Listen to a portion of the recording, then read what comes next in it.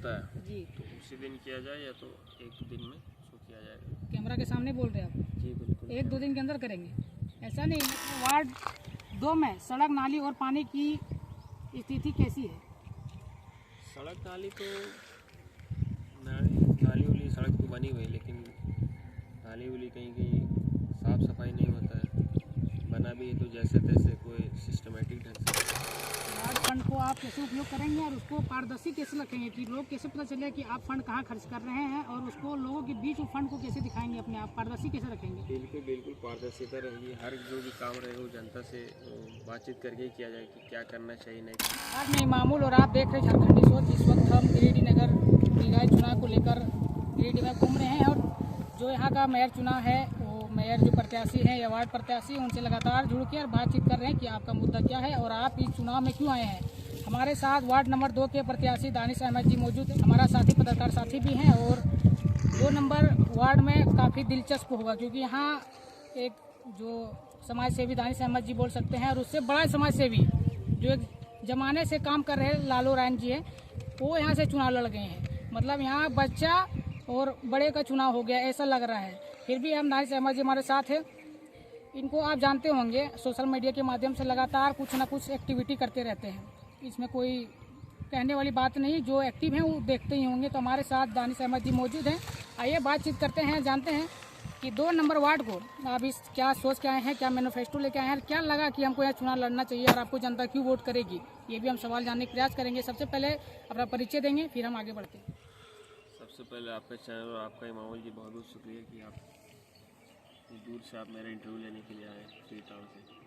मेरा नाम दानिश अहमद है, जो कि लोग जानते हैं, और मैं लगभग 3 साल से समाज सेवा का काम कर रहा हूँ अपने क्षेत्र में, अपने इलाके में, अपने वार्ड में। तो जो कुछ भी मुझसे हो पाया 3 साल के दरमियान में मैंने किया है, लोग जान रहे हैं, और उसी काम के बदले मैं चुनाव में खड़ा हूँ, उसके बदले मैं वोट मांगने के लिए लोगों से आया। आगे बढ़ते हैं, सवालों पे आते हैं और जानते हैं कि क्या रणनीति बन रही है वार्ड नंबर 2 में। सबसे पहले क्वेश्चन हमारे पास है दानिश भाई आपके लिए, आपका परिचय क्या है और वार्ड 2 की सबसे बड़ी समस्या क्या है? तो मेरा परिचय है कि मैं एक पढ़ा लिखा हूँ, जितने भी कैंडिडेट हैं सबसे ज़्यादा मैं पढ़ा लिखा हूँ। मैंने 10 क्लास अपना मैट्रिक BNS देवी से किया है। उसके बाद मैंने डिप्लोमा किया है इलेक्ट्रिकल इंजीनियरिंग में, तो ये मेरा है। और बाकी मैं पेशे से पत्रकार भी हूँ, टीचर भी हूँ, और समाज सेवा का काम कर रहा हूँ। समस्या बता दिए 2 वार्ड नंबर 2 में। सबसे बड़ी समस्या पानी की जी, इधर तो लगभग जहाँ पे अभी हम लोग इंटरव्यू शूट करें वहाँ पे तो लगभग एक दिन आता है, एक दिन पानी नहीं आता है, और आता भी तो बहुत कम देर के लिए। लेकिन और भी जगह जो है अभी जो मैं दौरा कर रहा हूँ या पहले भी से मालूम है कि वहाँ पाइप बेची है, लेकिन पानी अभी तक नहीं आया है। सबसे बड़ी समस्या मेरे वार्ड के पानी की है, इसको दूर करना है। और घूसखोरी भी सबसे बड़ा मुद्दा है। हर चीज़ में काम करने के लिए चमचे लोग जो है वो पैसे की डिमांड करते हैं। चलिए ठीक है, आगे बढ़ते हैं। दूसरा क्वेश्चन है, वार्ड 2 में सड़क, नाली और पानी की स्थिति कैसी है? सड़क नाली तो नाली वाली सड़क तो बनी हुई है, लेकिन नाली वाली कहीं कहीं साफ़ सफाई नहीं होता है, बना भी है तो जैसे तैसे कोई सिस्टमेटिक ढंग से कुछ नहीं हुआ है। पानी का तो बताया मैंने। चलिए आगे बढ़ते हैं। बरसात में जल जमाव की समस्या होती है, क्या समाधान क्या है उसका? लेकिन जल जमाव का समाधान जो है कि नाली कहीं कहीं जो है उल्टा डायरेक्शन बनाई है। जैसे पानी अगर इधर से बहना है तो नाली को ढलाव होना चाहिए, नाली चढ़ा हो तो पानी क्या जाएगा जी, तो ये सब जानकारी की कमी से भी होता है, और सिस्टमेटिक तरीके से कुछ भी काम नहीं किया गया। जहाँ मन किया कहीं ऊंचा है, नीचा है, तो यही सब दिक्कत है। चलिए आगे बढ़ते हैं। सफाई व्यवस्था को बेहतर बनाने के लिए आपने क्या कदम उठाए हैं? देखिए अभी तक जो मुझसे हुआ किए हैं, अगर मैं जीत जाता हूँ तो साफ़ सफाई हर रोज़ होगा मेरे वार्ड में। जितना भी पूरा वार्ड, हर रोज़, हर जगह, हर गली, हर रोड में साफ़ सफाई होगा हर रोज? जी बिल्कुल। चलिए, मच्छर और गंदगी से बचाव के लिए कोई विशेष है योजना? योजना क्या है, जो नगर निगम से आता है मच्छर को भगाने के लिए, उसको जो छिड़काव किया जाता है धुआं वो सब कराया जाएगा, जो कि इधर कभी हुआ नहीं। वार्ड 2 में स्ट्रीट लाइट लाइट की स्थिति कैसी है? स्ट्रीट लाइट है, कहीं कहीं है कहीं नहीं है। जहाँ जहाँ नहीं था वहाँ मैंने लगवाया है, और मैं वादा करूँ कि जहाँ जहाँ नहीं है या फिर जहाँ पे भी अंधेरा है, पोल हो चाहे ना हो, हर जगह स्ट्रीट लाइट लगेगा। तो जैसे स्ट्रीट लाइट लगा है बहुत सारी जगहों पे, अगर उसका कंप्लेन करते हैं लोग आपके साथ, तो आप उसको कितने दिन में समाधान कर पाएंगे? तुरंत कोशिश भी रहेगी कि मेरी अगर कंप्लेन आता है जी, तो उसी दिन किया जाए, या तो एक दिन में उसको किया जाएगा। कैमरा के सामने बोल रहे हैं आप? जी बिल्कुल। 1-2 दिन के अंदर करेंगे?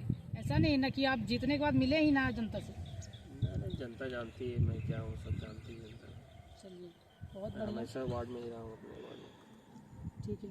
आप शिक्षा को लेकर बोले कि हम एजुकेशन में भी थोड़ा अच्छे, मतलब सबसे अच्छे मतलब अभी तक हैं, तो हम जानना चाहते हैं एजुकेशन को लेकर बच्चों की शिक्षा और स्कूल सुविधाओं के लिए आपकी क्या पहल होगी? पहल होगी, उससे पहले मैं बताना चाहूँगा कि जो अब तक मैंने जो किया शिक्षा के क्षेत्र में, जी, 2 मैंने क्विज करवाए। एक तो जो बच्चे स्कूल में पढ़ते हैं वो क्विज, एक दीनी क्विज जो मैंने कराया है, उसमें काफ़ी 400 बच्चे लोग आए थे। उनको जो उसमें फर्स्ट से लेकर सेकंड पोजीशन तक आए, उन लोगों को प्राइज़ भी दिया गया, सम्मानित भी किया गया। और हमारा जो एक स्कूल है, मैं उसी दिन वादा किया था कि एक लाइब्रेरी दूंगा अपने वार्ड में, उसको पढ़ने लिखने में और उनको हौसला बुलंद हुआ। और बच्चे जो नहीं कर पाए उन लोग को लग रहा है कि हम भी अगर पढ़ते तो हम भी आते। क्योंकि हर साल ये लगातार होता रहेगा कुछ न कुछ। और जो हमारा स्कूल है वहाँ पे भी नाली वाली का समस्या था, नाली का पानी आ रहा था, उसको भी मैंने करवाया पूरा। और स्कूल में टीचर की भी कमी थी, वहाँ मैंने टीचर सबको एप्लीकेशन दिया, बोला भी कई बार जब मेरी मुलाकात हुई, तो अभी टीचर है। और बाउंड्री वॉल का भी उसको बोला है मैंने, और उन्होंने कहा कि प्रपोजल भेजा गया है, तो बहुत जल्द बाउंड्री वॉल का भी हो जाएगा स्कूल। चलिए, इसी जुड़े के सवालों के साथ एक तो जैसे आप बता रहे हैं कि हम युवा लोग को जो शिक्षित हो, पढ़े लिखे तो आगे बढ़ सकते हैं, उसी के रिलेटेड एक और क्वेश्चन है कि बेरोजगार युवाओं के लिए अगर आप आते हैं तो क्या ट्रेनिंग का कोई प्रोग्राम, मतलब वो ऐसा सब योजना हो मैंने सकता सोचा है? है जी कि ट्रेनिंग इंस्टीट्यूट एक से अपने ही वार्ड में जी, जो जो युवा है, जो बेरोजगार है, उन लोगों को कुछ स्किल्स दिया जाए, वो उसको सिखा करके वो अगर अपना रोजी रोटी उसमें कर सके वो लोग। और महिलाओं के लिए भी एक फ्री, ये सब जितना भी रहेगा वो सारा फ्री रहेगा। एक सिलाई सेंटर, फ्री सिलाई सेंटर महिलाओं के लिए मैं खोलूँगा, लड़कियों के लिए, ताकि वो भी अपना जो खर्चा है वो निकाल सके। चलिए आगे बढ़ते हैं। अब तक वार्ड नंबर 2 में कौन सा कार्य हुआ है, क्योंकि ये भी एक अहम मुद्दा है। मेरे द्वारा नहीं, जो पहले रह चुके हैं। पहले रहे जो 15-17 साल से है, वो तो कुछ काम तो किए ही हैं वो। कोई खास जो ऐसा लगे कि ज़रूरी था वो चीज़?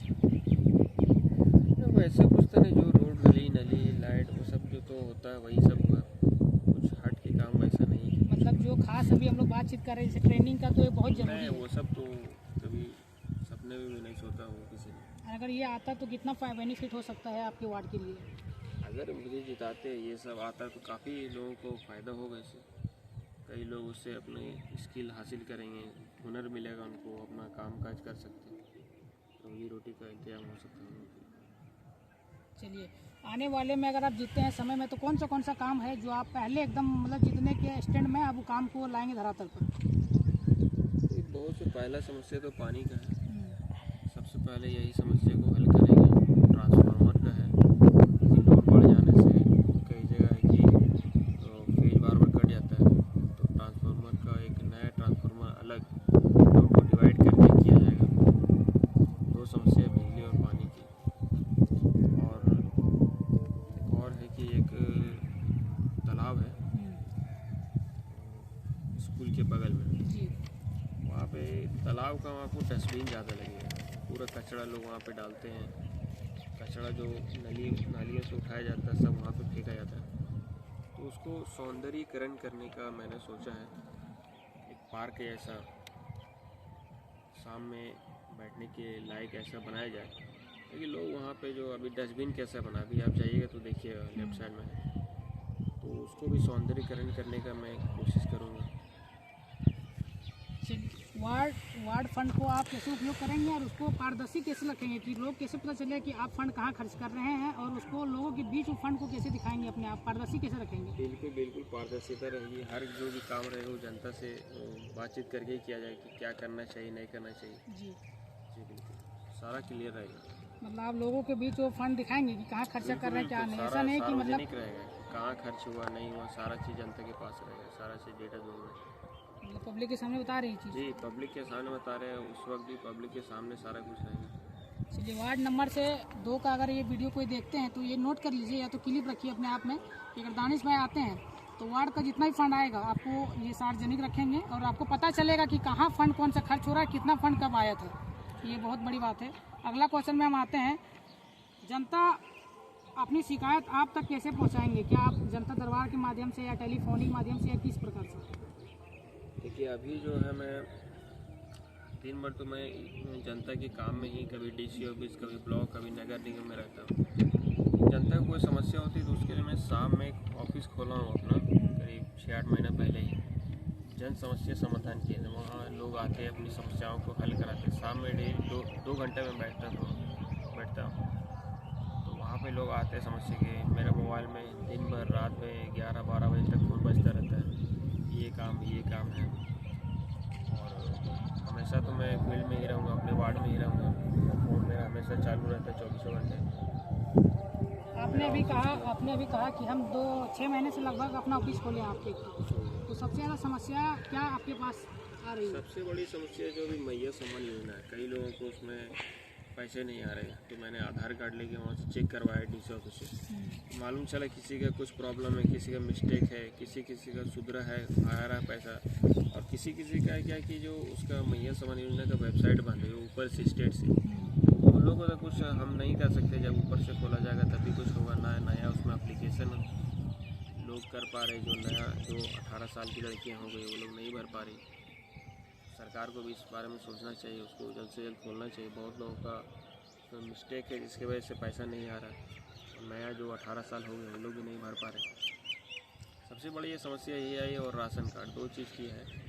और राशन कार्ड में कुछ चमचे हैं, वो लोग राशन कार्ड बन चुका है जी। उन लोगों का घर जा रहे बोले कितना पैसे चाहिए, 2503 हम बना देंगे। तो वो लोग फिर मेरे पास आए, बोले कि ऐसी से बात है दानिश भाई। बोले ठीक है, आपको किसी को कुछ पैसे देने की ज़रूरत नहीं है। तो मैंने उनको खुद राशन कार्ड निकलवा के प्रिंट करवा के उनको घर पहुंचा कर दिया। ये मेरी कोशिश है कि जो दलाल लोग हैं, चमचे जो हर चीज़ में घूसखोरी कमीशन मांगते हैं, उन लोगों को खात्मा हो। और ये भी मैं ऐलान कर देना चाह रहा हूँ आपके चैनल के माध्यम से कि मेरे जीतने के बाद 1 रुपया भी जनता से नहीं लिया जाएगा। जो अभी आप मालूम कर लीजिए, हर चीज़ में पैसा लिया जाता है। मैया सम्मान योजना फॉर्म भरा है, 200 रुपये दीजिए, कॉलोनी में 25-30 हज़ार दीजिए, राशन कार्ड में 2503 हज़ार दीजिए, हर चीज़ में। तो ये सब बिल्कुल दिमाग से हट जाए कि 1 भी रुपया जनता का खर्च होगा। और जहाँ पे खर्च लगना भी नहीं देंगे, ना हम लेंगे ना कहीं लगने देंगे जनता का पैसा। अपने वार्ड में अगर आप आते हैं तो बिल्कुल निस्वार्थ भाव से आप बिना पैसा लिए काम करेंगे। पैसा कमाने के लिए मैं नहीं आ रहा हूँ, ये क्लियर कर दे रहा हूँ। ये सब शौक़ होता है हर को, हर चीज़ किसी को। तो मेरा शौक़ यही है कि जनता का किसी तरह से मैं जनता के काम आ जाऊँ, जिससे जनता का भला हो जाए मेरे वजह से, ताकि आखिरत के लिए भला हो जाए। मुझे खुशी सुकून इसी में मिलता है, लोगों का काम। चलिए, बहुत बढ़िया, आगे बढ़ते हैं। 3 साल बोले हम समाज सेवा में रहे हैं, तो आपकी सबसे बड़ी उपलब्धि अभी तक क्या रही है? सबसे बड़ी समस्या जो तार की, जो यहाँ बैठे हैं, यहाँ से लेके 4-5 पोल है, वहाँ पे नंगा तार हुआ करता। कई बार लोगों ने हर किसी को कहा कि, लेकिन नहीं हुआ। मैंने फिर उसमें लग के जे हिसाब से बात करके कहा, पीछे मुझे लगना पड़ा। बिजली का काम इतना आसानी से नहीं होता। सबसे स्लो डिपार्टमेंट अगर है तो वो बिजली वाला उसको कहा जाता है। तो मैंने उसको लग के लगभग 2-3 महीना मुझे लगे इसको कराने में, लेकिन ये काम हुआ। नंगा तार था, उसमें केबल लगाया गया। सबसे बड़ा तो यही है, केबल बड़ा, क्योंकि कोई पद में नहीं तो उतना बड़ा नहीं है। जितना भी कुछ भी हो सका वो हम किए। जनता को सब मालूम हो सकता है। क्या कहना चाहते हैं वार्ड नंबर 2 की जनता से यही कहें कि आप एक जो भी कैंडिडेट आपके सामने खड़े हैं उनको आप सामने अपने नज़र के सामने रखिए चारों, कौन मेरे साथ खड़ा है और किससे हम आसानी से मिल लेंगे, कौन मेरे काम किया है, कौन काम आएगा, कौन पढ़ा लिखा है, कौन क्या है। सारा एफिडेविट तो ऑनलाइन है, सब आप निकाल के देखिए कौन कितना पढ़ा लिखा है, किस पर कितना केस है।